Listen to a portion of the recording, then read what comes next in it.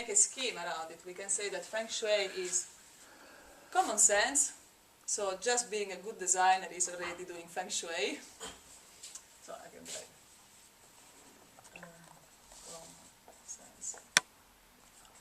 And then design psychology.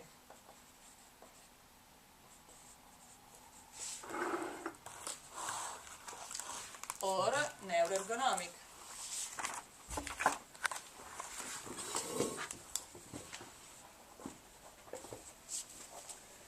Then, who are the actors? Which are the actors? Who or which? The actors in Feng Shui. Dipende se sono persone o cose. Yeah, so both. So, people, time,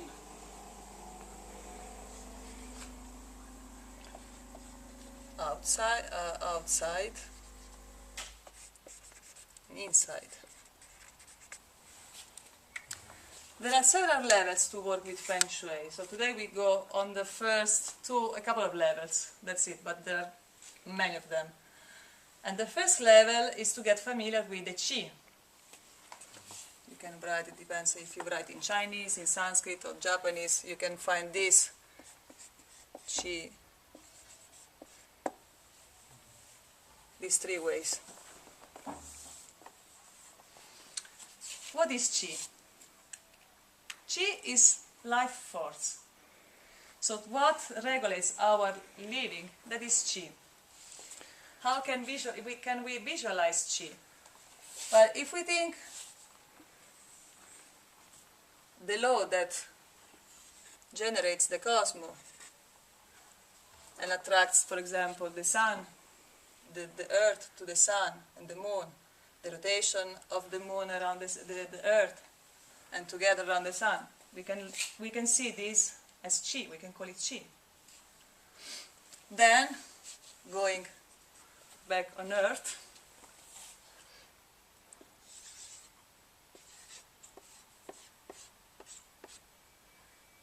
is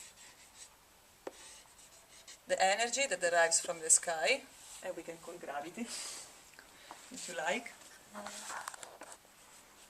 and from earth. And this goes through us. The same happens to our house, to our properties. So, we have the hill. Oops. Now I know why you say big.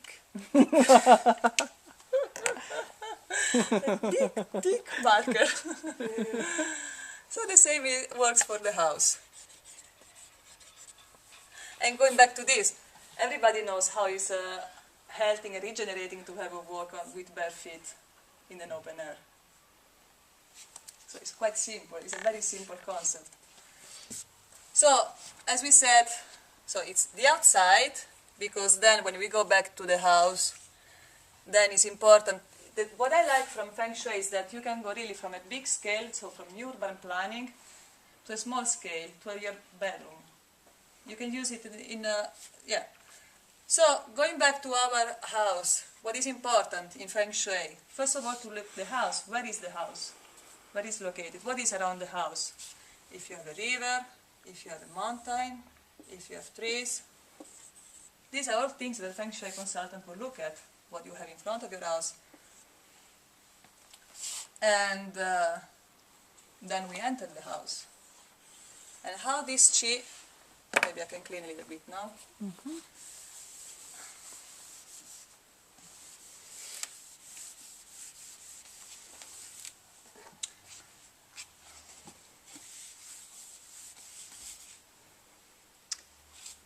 So how is this Qi approaching our house? Let's say we have a corridor, a door,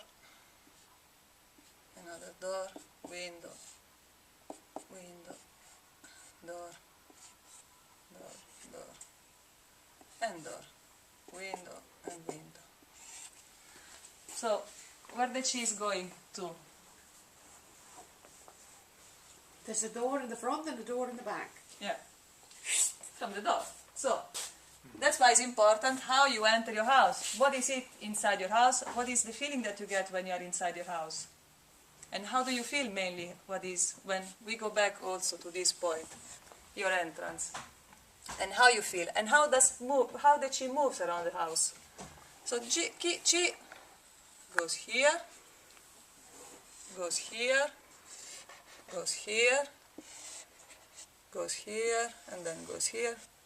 So, and all these places, if you have an entrance here, then goes there, and then goes there, and there. And these are all the points where you are not supposed to be. You don't sleep here, you don't sit there, for example, because are not comfortable points. Call it draft. If you are in a house, you leave this door open, you have draft. You wouldn't sit between draft.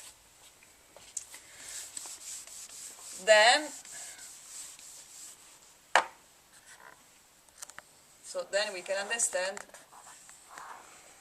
how we can position our bed.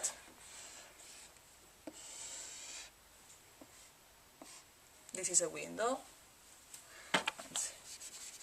What I see quite often is the ensuite, window, bed,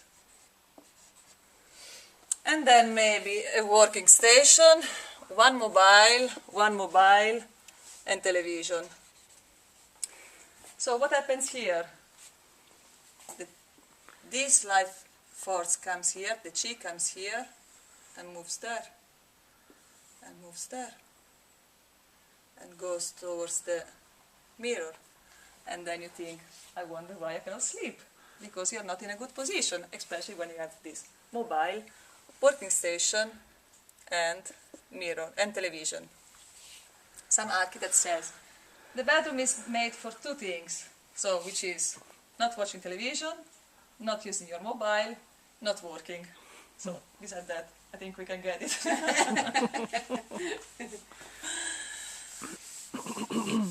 Moving to another room, which can be our office space.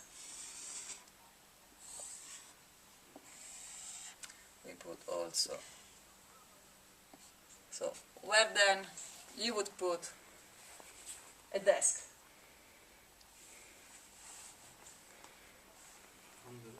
Yeah. Here. Or here. Corner. Okay. And this is called the power position. This is what you have to achieve all the time, also in your bedroom, and the power position, which is you have control over your space, you are protected, and you are protected. And the chair is behind the desk. Yeah. And So you the and you desk have a against the solid wall. wall Yeah. behind. Right. But what happens if you are going in a new company and you have all the cables already in place, The desk is already there. Yeah. and the desk is already there? Slap And everyone they don't know. care about Feng Shui. They say, take it or change job.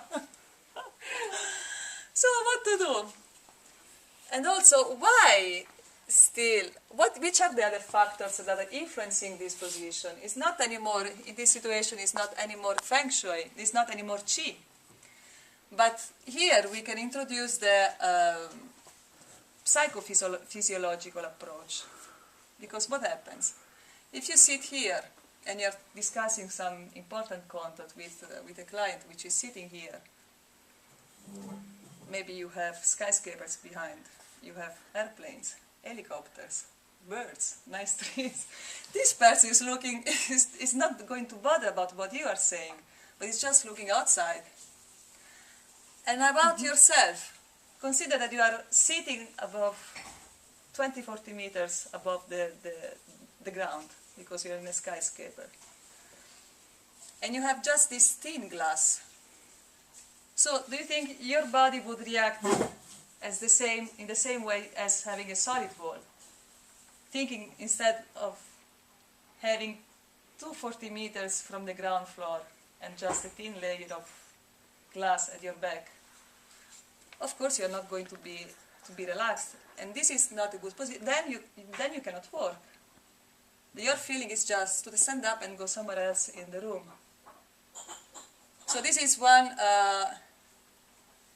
This is a way how you combine in this instance Feng Shui with other disciplines or neuroeconomic.